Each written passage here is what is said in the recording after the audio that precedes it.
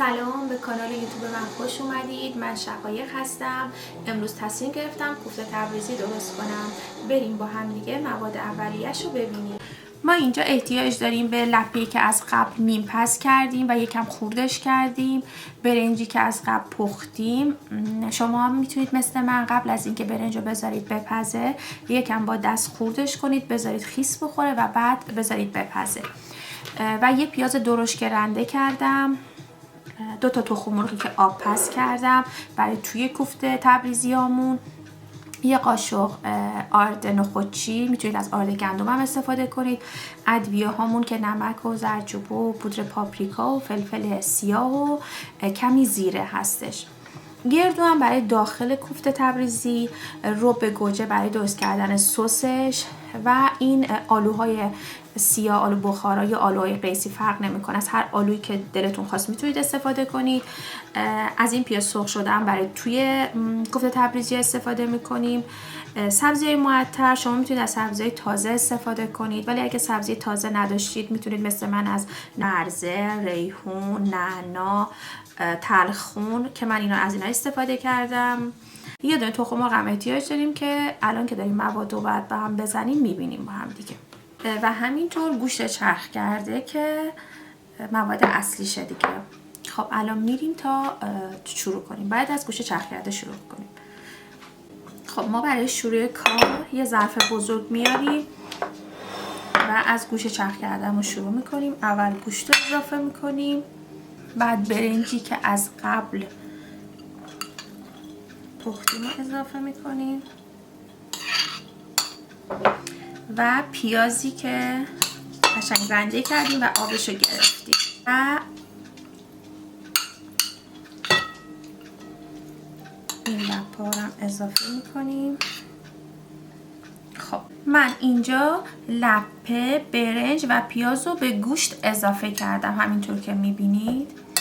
خب توی این مرحله حسابی ما باید گوشت و لپه و برنج و پیاز رو که به هم دیگه قاطی کردیم حسابی همش بزنیم.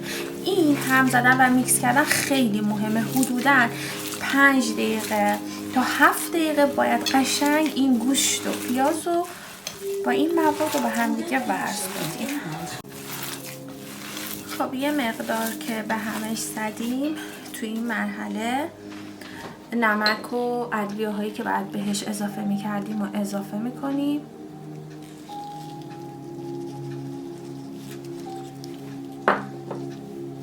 همینطور یه دونه تخم مرغی که داشتیم هم باید بهش اضافه کنیم.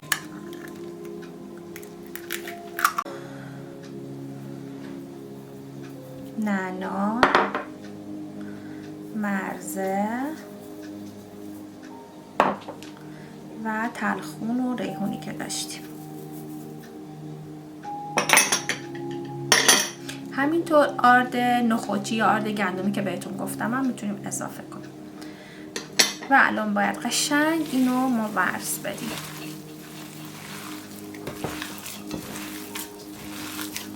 همینجوری که من دارم اینو به هم میزنم به این شکل زیر و روش کنید و اینکه یه جورایی مثل کباب کوبیده که درست میکنید باید حسابی این گوشت منسجم بشه و حالت کشدار باشه. الان من میرم این کار انجام میدم و آخرش رو بهتون نشون میدم که بعد در نهایت این گوشتمون به چه شکلی در بیاد.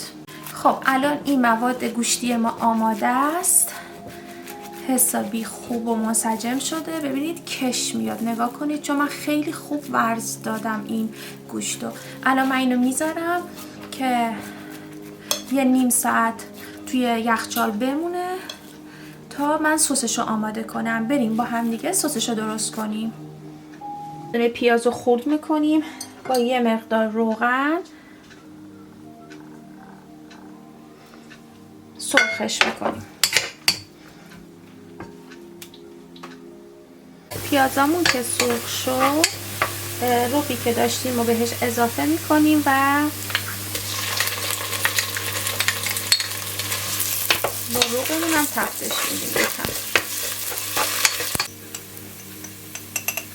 فلفل سیاه و یه مقدار نمک و آب.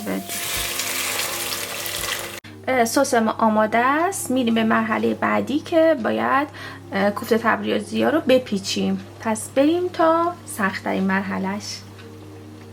خب رسیدیم به مرحله درست کردن کوفته تبریزیامون. من اینو از توی یخچال در آوردم موادمون رو که گذاشته بودیم استراحت کنه. الان مقدار ازش برمیدارم.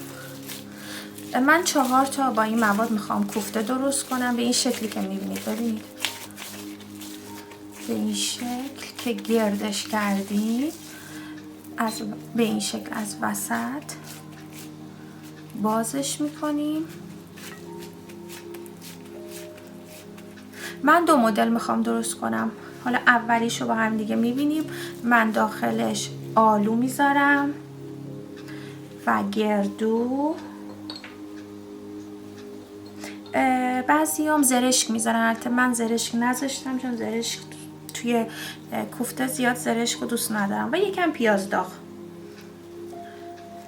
به این شکل.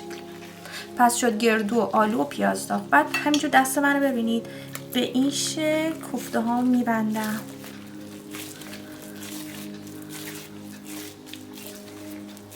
من بهتون پیشنهاد میکنم که اگر که میخواین برای اولین بار کوفته درست کنید، کوفته های بزرگی درست نکنید. اگه میخواین کوفته های بزرگ درست کنید باید حتما ظرفتون خیلی بزرگ باشه. ولی اگه مثلا مثل من میخواین 4 تا کوفته توی یه دونه قابلمه بذارید این اندازه کافیه. یا مثلا الان میخوام با تخم مرغ درست کنم، اونو یه ذره بزرگتر درست میکنم. ببینید الان آماده است. میذارم کنار و یه مقدار دیگه این دفعه یکم بزرگتر ور میدارم چون میخوام یه کوفته بزرگتر درست کنم.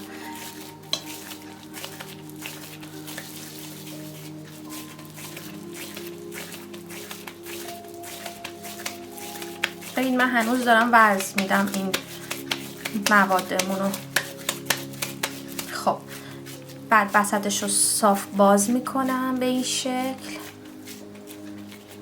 و یه دونه از این تخم مرغای درسته ای که داشتیم رو میذارم توش. ببینید به این شکل و اینطوری میبندمش.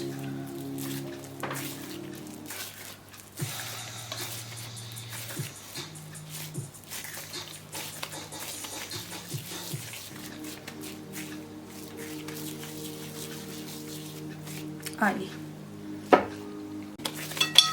بعد باز صافش میکنم این شکلی. تخم مرغ میذارم لاش و میبندم.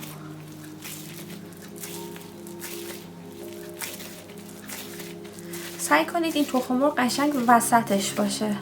وقتی هم که دارید به این شکل در میارید خودتون حس میکنید که تخم مرغ قشنگ وسط این کوفته تبریزی قرار گرفته.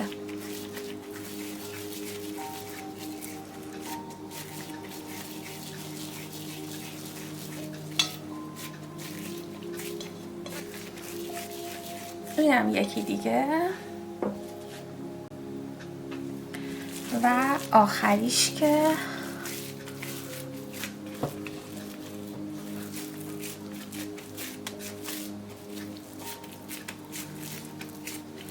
اول حسابی ورزش بدیم.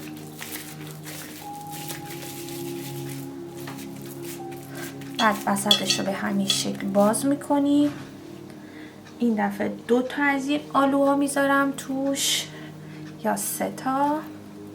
یه مقدار از این گردو و یه مقدار پیاز داغ و به این شکل میبندمش.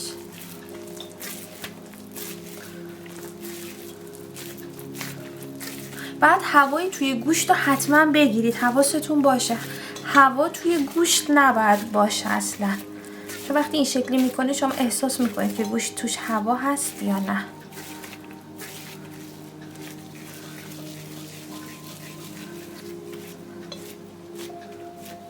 این ظرف رو بردارم به این شکل.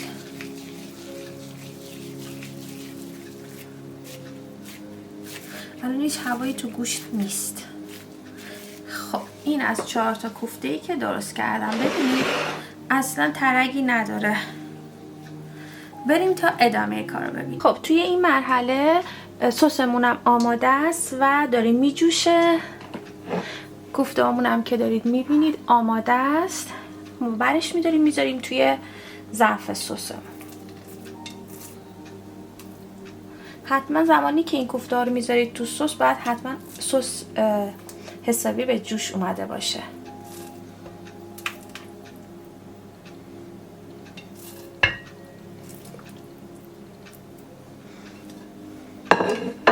یکی از چیزایی که هست اینه که سس ما باید انقدر زیاد باشه که ما هر از چنگا که در این قابلمه رو برمیداریم یکم از آب سسمون روی کوفته هامون بذاریم. این شکلی این باعث میشه که کوفته هامون اصلا ترک بر نداره.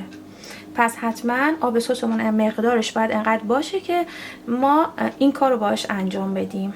مثلا من الان درشو میذارم که بپزه، ولی قبلش من آلوهایی که اضافه مونده بودم اضافه میکنم به این. خیلی خوش طعمش میکنه. و همینطور من 4 تا سیب زمینی کوچیکو که پوست کندم بهش اضافه میکنم. این سیب زمینی خیلی خوشمزه میشه کنار این کوفته ها. این گوشه هاش که خالیه میذارم. بچه شما میتونید از آب گوشت، آب قلم توی این سس استفاده بکنید که من الان نداشتم و هیچ وقت هم استفاده نکردم، ولی میتونم که این کارو میکنن. حتما خیلی خوشمزه ترم میشه. پس من در اینو میذارم تا چند ساعت دیگه. خب همینطور که میبینید کوفته هامون تقریبا آماده است. من هر چند وقت یک بار میومدم و از این سسش روش میریختم. این کار همونطور که گفتم باعث میشه که کوفته هامون وا نره و ترک بر نداره. تقریبا تا نیم ساعت دیگه کوفته های ما آماده است.